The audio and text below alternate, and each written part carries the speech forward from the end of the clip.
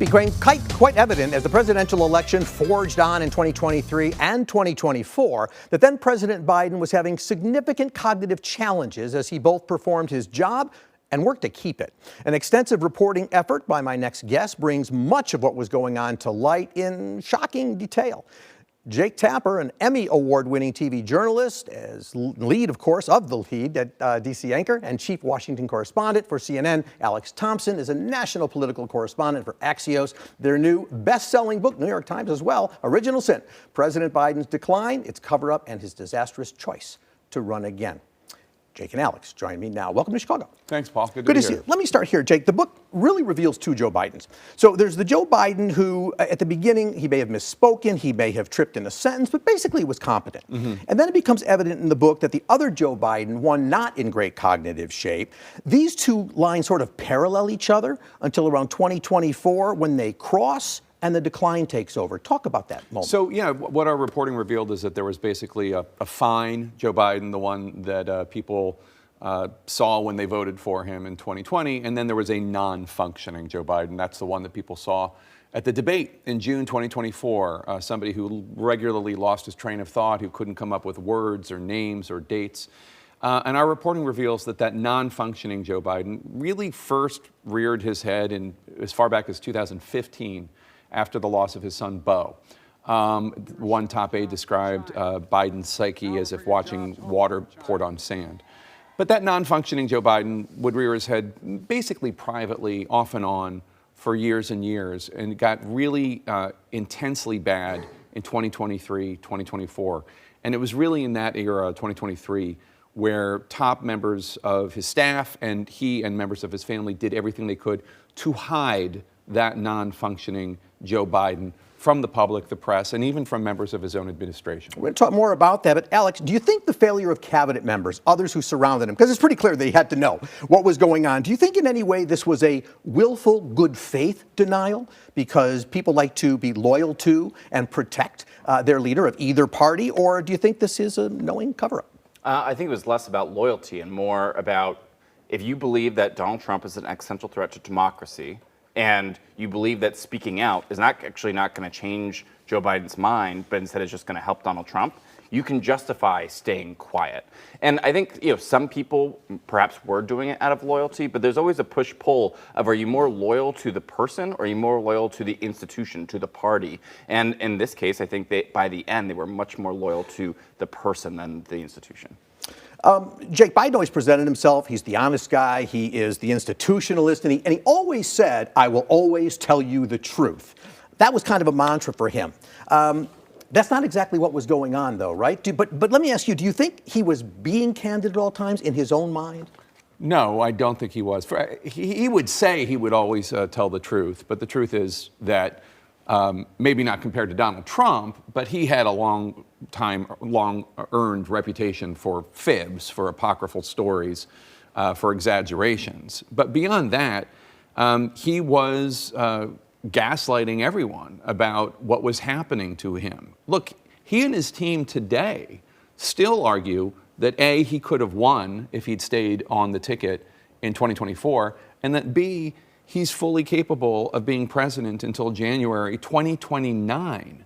I mean, that's just not true, and we can all see that with our own eyes.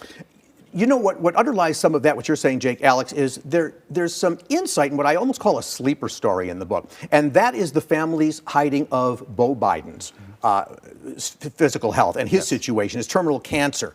It almost makes me think that what we're talking about in terms of disclosure not is more of it's a feature, not a bug. Absolutely. The family, it's both a combination of their own sort of sense of denial. They try to basically will in a different reality, and also their extraordinary privacy to the point that they believe that it's nobody else's business what's going on. It's Biden's versus the family. And so what happened in 2014 is, by the Biden's own admission, they knew that he had been diagnosed with glioblastoma, basically lethal brain cancer, in August of 2013.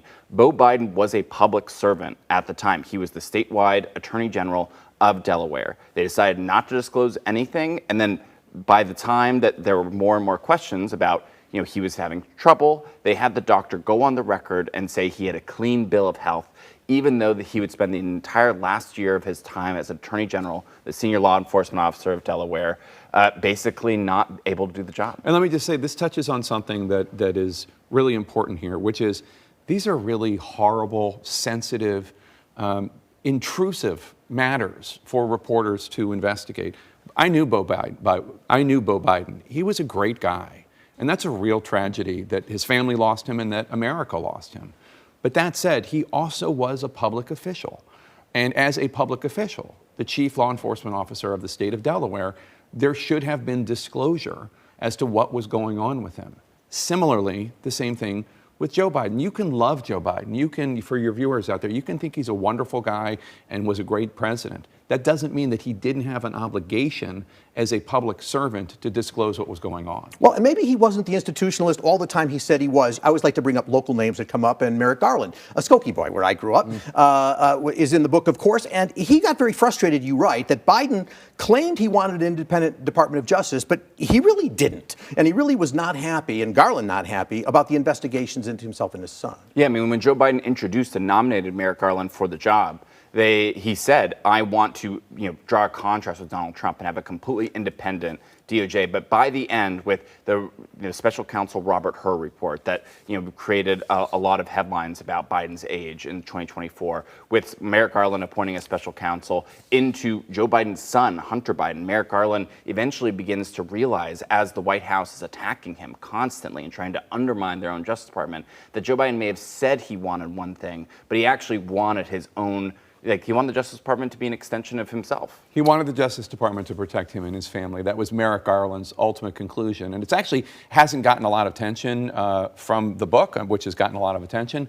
But it is one of the most interesting parts of the book for me and Alex, which is this conclusion from Merrick Garland, Skokie boy, that Joe Biden didn't actually want an independent Justice Department. Those are the intriguing pieces of the book that I think highlight so many other things. Jake, let me ask you, look, a lot of people are attacking the messengers, you guys, and basically saying, why now? Why are we seeing this book now instead of before the election when maybe it would have impacted people? And does this book still have probative value now that the election's over? Well, the election was just 6 or 7 months ago. So yes, I mean, I think it's relevant.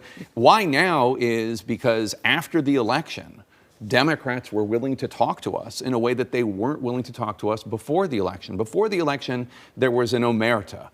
There was this idea that if you said anything, you were helping Trump.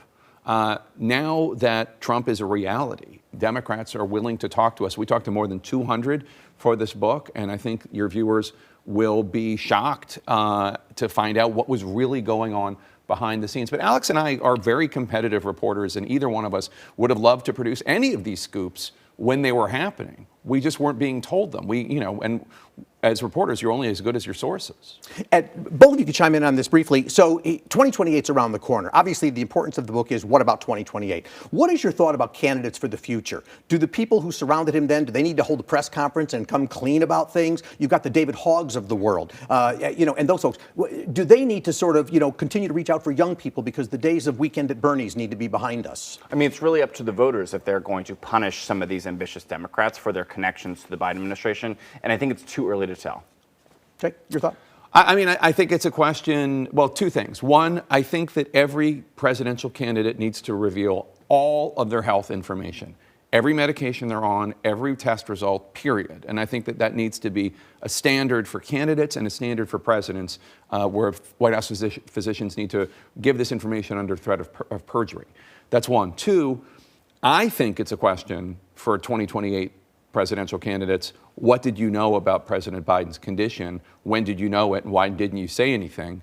But that's just me. I mean, I don't know what voters are going to care about, and we will follow their lead. It's an important book and a good read, I got to tell you. Thank you. To cover. Appreciate it, Jake Paul. and Alex will have another conversation about their book tonight. You can see them with David Folkenflik at the Vic Theater. That's on North Sheffield Avenue in Chicago. For more information, check out social media or originalsinbook.com. Jake and Alex, thanks for being with me. We'll be right back.